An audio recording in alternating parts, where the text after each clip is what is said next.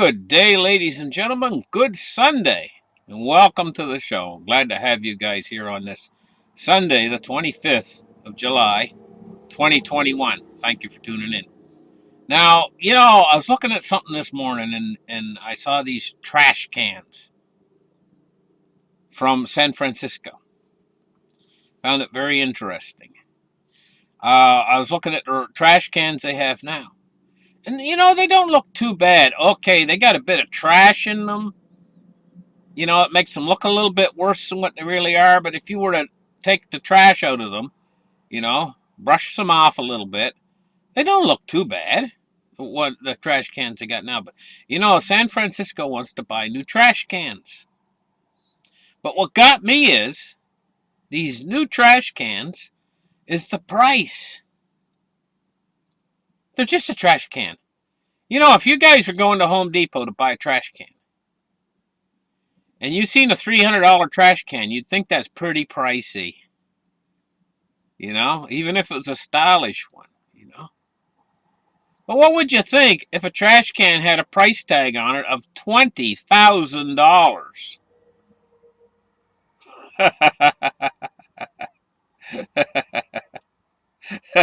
$20,000. Well, that's what these new trash cans cost. I can think of a couple possibilities of what's going on. And the biggest possibility is the most frightening possibility, and I'll tell you what it is that the politicians that are buying these trash cans don't care what they cost in the tax-paying dollars. They just don't care anymore. Spend the money. They just don't care. And that's the most frightening possibility of them all. But another possibility could be there's some sort of hanky-panky going on. I don't think that's as likely. You know what I mean by hanky-panky? Is something that's went on all the way through for hundreds of years, actually. As somebody's in power and they've got control over basically the money that's come, and what they'll do is they'll buy something expensive and then they give what's called a kickback. In other words, the guy that they're buying it from, he gives them a little bit of money back under the table. I don't think that's going on here. I just think what we have is the most frightening possibility of all, which is politicians who don't care what they're spending of the tax-paying dollars. That's what I think's going on. Just an attitude, Because, okay, let's move on. Underwater nuclear explosions. Oh my goodness, I love to go to YouTube and watch underwater nuclear explosions. It's the magnificence of them and the power that's expressed in them when they explode them underneath the water. It's absolutely fantastic. If you guys never seen it before, it's something worth seeing, so I'm going to put a link in the description to an underwater nuclear explosion. But you know what you're seeing here? They got the bomb way down underneath the water, thousands of feet deep. And when it goes off, it instantaneously creates a bubble, the biggest bubble you've ever seen underneath the water, of power, of expanding gases, hot expanding gases, right? Down deep underneath the water. Well, a picture of bubble is round. So the first thing you're going to see is the water on the surface. It expresses the shape of the bubble that's under there. Like a crown. It makes like a crown. But then that giant bubble is rising to the surface at magnificent speed, just like a beach ball that's being held underneath the water when you let a beach ball go. Some of you guys have done that before. A beach ball comes up, generally hit you in the face. It comes up, it springs up out of the water. Well, this giant, enormous bubble of hot expanding gases comes up to the surface with tremendous speed, and it carries the water with it way up into the air, like thousands of feet into the air, with magnificent power.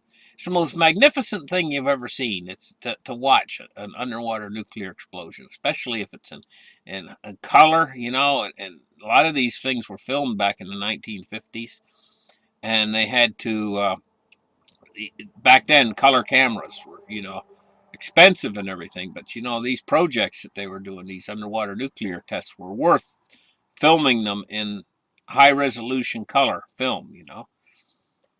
So anyway, I'm going to put a link in the description. You can watch that. Now, what analogy does that make to what's going on now? What can we compare that to, that underwater nuclear explosion?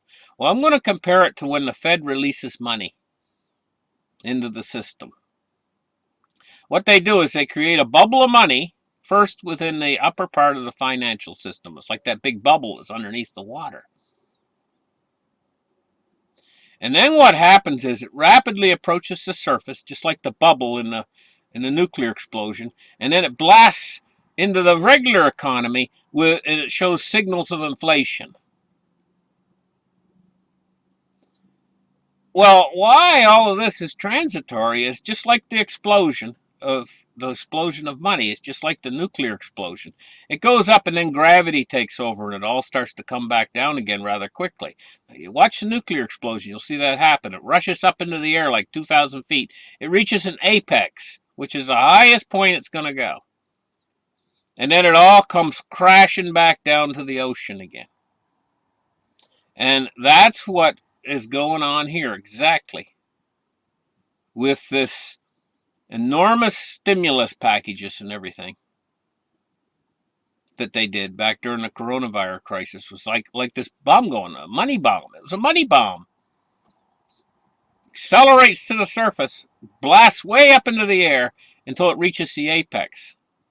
Well, I'm sitting back here and I'm trying to judge when is the apex going to occur, or the highest point in this big blossom of money that they've created. And then when's it all going to start to fall? That's basically my job.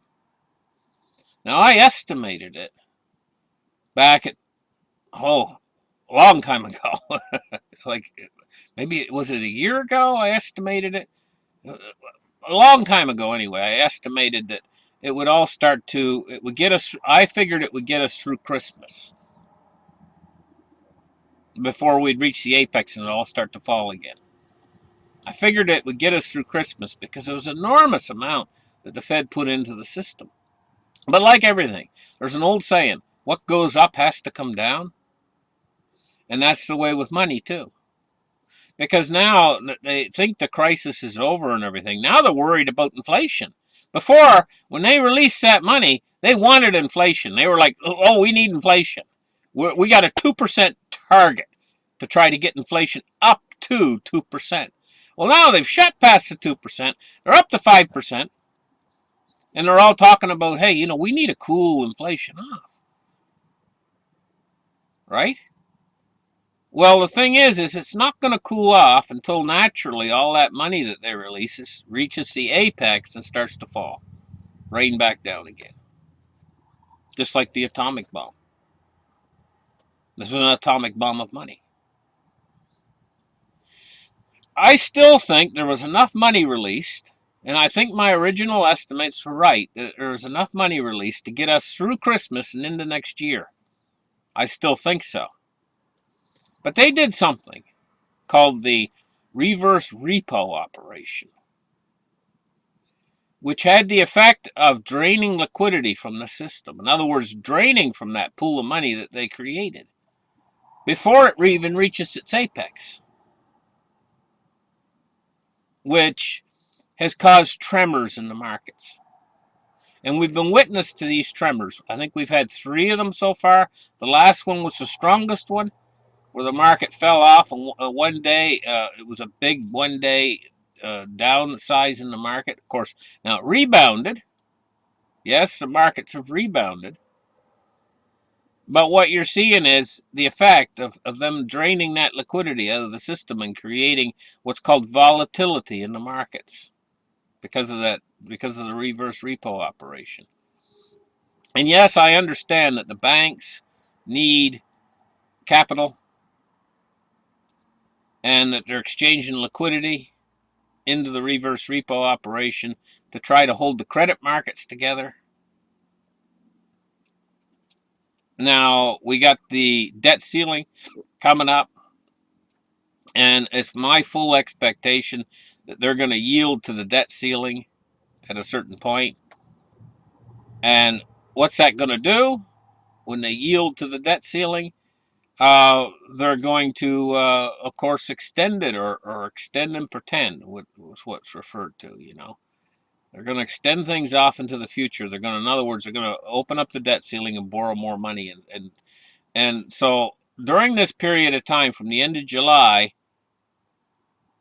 they're going to start to use extraordinary measures. In other words, they're going to start to dip into the uh, different slush funds that they have, and the oh, I can't think of the name of it right now, but they're going to dip into to their money.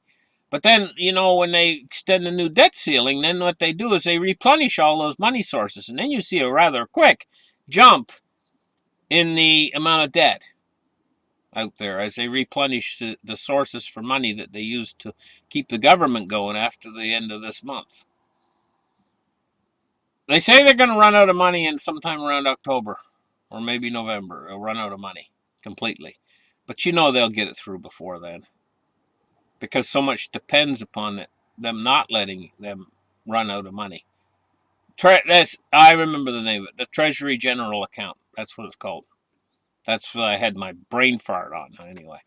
They'll dip money from the Treasury General Account to keep the government running through the September-October period time frame. But you know, this debt ceilings, I think they're going to hash it over a lot longer. I think this one is at more of an impasse because there's less bipartisan support right now within government. They don't want to agree on anything, in other words, you know. Uh, so anyway, we're in this situations now are developing rather quickly, and I'm keeping my eye on. There's protests developing all through Europe right now that I'm keeping my eye on, and it's related to the COVID crisis. I'm keeping my eye on all of that, watching how it develops. And you guys have a great rest of the Sunday. And remember to watch that film of that nuclear. It's beautiful. It's probably the most beautiful. I know they're destructive. Nuclear weapons are terribly destructive things because of the power that they unleash. But it's like a giant flower blossoming out of the ocean. And the power that you see in that, the structure of it and everything, it's absolutely amazing. You guys gotta watch the video that I post along with this. And we'll catch you guys in the very next show. Bye bye.